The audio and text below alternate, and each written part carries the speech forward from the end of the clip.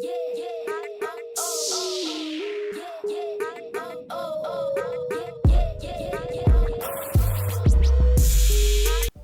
up? What's happening? What's popping? What's going on, everyone? Welcome back to another great episode of Simone with the Sports. I'm Simone, bringing you guys daily sports talk. So if you're new here, if you're old here and you haven't already subscribed to the channel yet, make sure you stop what you're doing, leave a comment, subscribe, keep rocking with me. Also, make sure you check out the mini links down below. The first link is to buy me a coffee to help fuel this channel. And the second link is to shop the official Simone with the Sports, a merch collection. Get you the classic tee, the wavy tee, or the brand new fly or die crew neck that comes in black, white, and Kelly green for all my Birds fans. Lastly, turn your notification bells on because you already know the videos are coming out boom, boom, boom, boom, boom. And you don't want to miss a single video or a single live stream. So go ahead and tap in with your notification bells.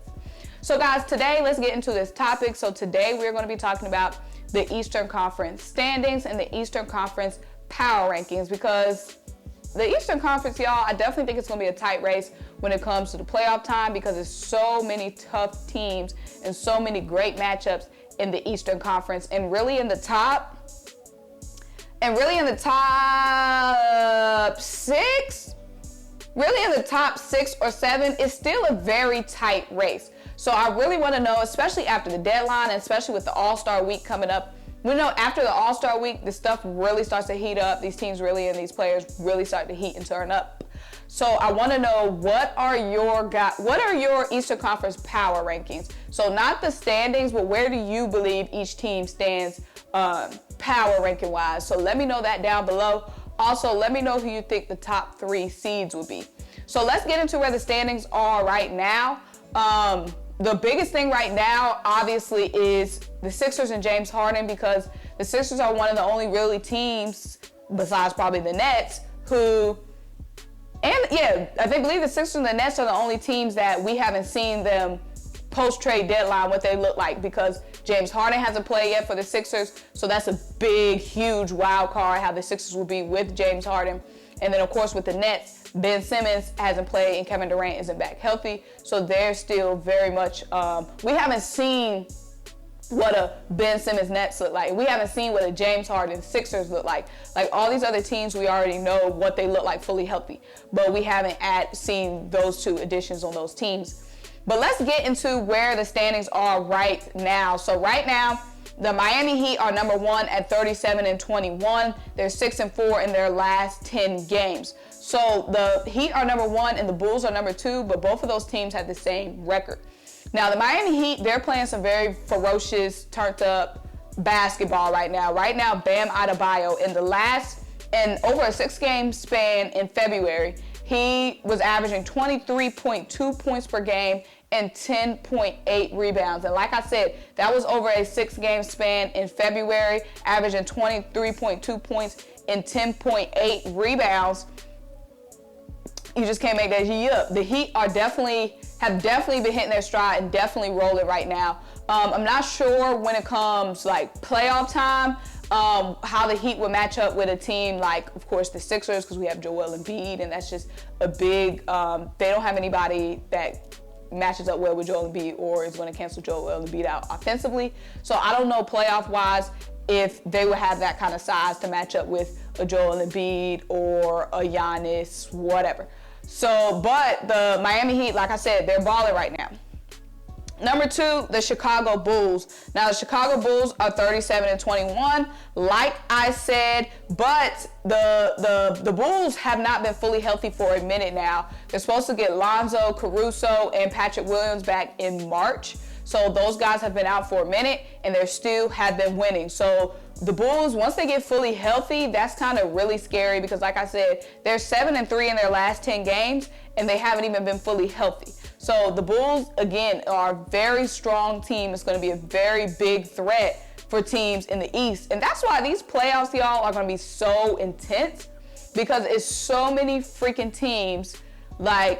It's so many freaking teams in the East. I feel like last season, it was, obviously the Hawks were an underdog and nobody was really expecting the Hawks to go as far as they did. But I feel like last season it was really the Bucks, the Sixers, and the Nets when it came to playoff time that teams were really looking out for in the East, and the Hawks sneaked in. But it's so many teams, really good teams right now in the East. And then again, the defending champs, the Bucks, they're 36-23. They're 6-4 in their last 10 games. So the top 3 teams, they're only decided by 1 game. That just shows you how close it is. And so the Bucks, trade deadline wise, they added Serge Ibaka to add some depth to their front court. So we'll see how long-term wise Serge Ibaka does for the Bucks. But Giannis is just playing amazing right now. He dropped a 50-burger last night. So Giannis, again, is just on a tear, doing what the Greek Freak does. So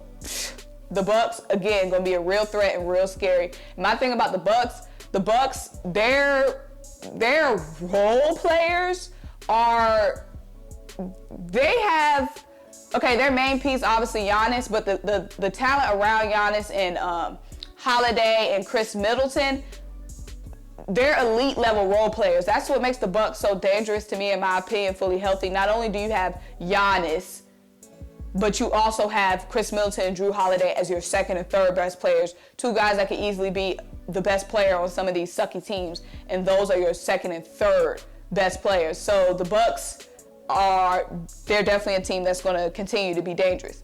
So after, especially if you got Giannis still playing like this. After the Bucks, the Cavs are 35-23. The Cavs obviously lost last night to the Atlanta Hawks. So that's good Sixers-wise, because the Sixers just got blasted by the Celtics. So it was good that the Cavs went ahead and got them a little loss, so it wouldn't have rattled us too much in the standings. And the standings right now don't really mean that much, but like I said, we're about to get into, after the All-Star break, you know, things start heating up, and it's really time to start like look at how we're gonna get the 1 seed or how we're gonna get a higher seed. Like getting those tallies in the win columns are definitely really gonna start to be more and more important. But like I said, not the Raptors, we're talking about the Cavs. Yeah, so the Cavs just got a loss last night, so that was good for the Sixers. Then we go into the Sixers, 34-23. We just got blasted by the Celtics, but of course, we don't know what this Sixers team is going to look like when we get James Harden. So this Sixers team is just so hard to judge until we see what we look like with James Harden, which is going to be great, but we also still need to add some depth at center and in the buyout market, and we definitely need to add some depth. I feel like we all agree we need to add some 3-and-D depth on the wing. So the Sixers right now are in 5th place, but we have a whole James Harden to add. The Celtics right now, the Celtics are playing amazing right now. The Celtics are 34-25. They're really, really, really hitting their stride right now.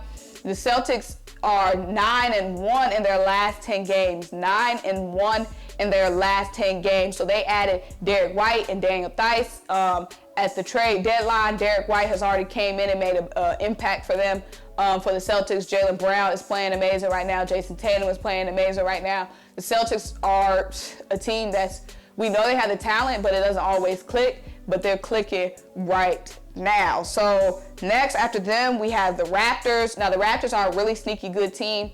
They're 31-25 right now. The Raptors, we know they're 8-2 in their last 10 games. They've been playing some great basketball. We know their front court is just really good. Pascal Siakam, Scotty Barnes, OG Anunoby. So the Raptors, they're playing some really good basketball right now, and the Raptors aren't a team I would want to play. I feel like the Raptors are like the Hawks of last year, like a team that you don't want to play in the playoffs. You don't want to play them in a 7-game series because they have a lot of talent and they have a lot of fight.